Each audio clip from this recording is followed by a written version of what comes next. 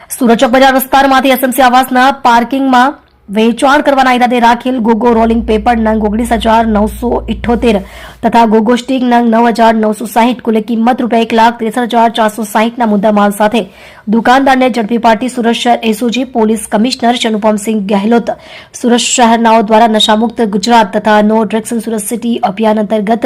તેમજ ગુજરાત સરકારના જાહેરનામા અનુસંધાને યુવાનો તથા આમ નાગરિકોમાં નશીલા પદાર્થના વ્યસનથી દૂર રહે તેમજ આવા નશીલા પદાર્થો તથા નશો કરવામાં ઉપયોગમાં લેવાતી ચીજવસ્તુઓ સામગ્રીઓ જેવી કે કેપ્ટન ગોગો પેપર રોલિંગ પેપર હુક્કાઓ વગેરેનું વેચાણ કરી નશો કરવા માટે યુવાધન તથા વિદ્યાર્થીઓને નશો કરવા માટે પ્રોત્સાહિત કરતા ઈસમો દુકાનદારો વેપારીઓ સપ્લાયરો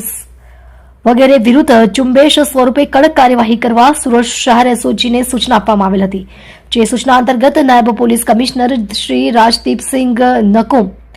તથા SOG police inspector Shri AS Sonara નાઓએ સુરત શહેરમાં અલગ અલગ વિસ્તારોમાં સર્ચ ઓપરેશન હાથ ધરવા એસઓજી અધિકારી માણસોને સૂચના આપવામાં આવેલ ઉપરોક્ત સૂચના અંતર્ગત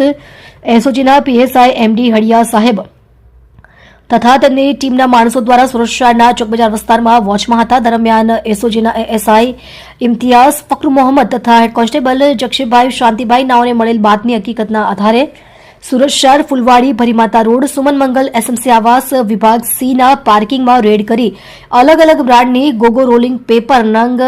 19,978 તથા ગોગો સ્ટીક નંગ 9,960 કુલ્લે કિંમત ₹1,63,460ની મત્તાનો મુદ્દામાલ કબજે કરી સદર ઈસમ વિરુદ્ધ કાયદેસરની કાર્યવાહી હાથ ધરવામાં આવેલ છે મજકૂર ઈસમની પૂછપરછ કરતા તેણે જણાવેલ કે સુરત શહેર પોલીસ દ્વારા થોડા દિવસોથી કડક ચેકિંગ હાથ ધરવામાં આવેલ હોય જેથી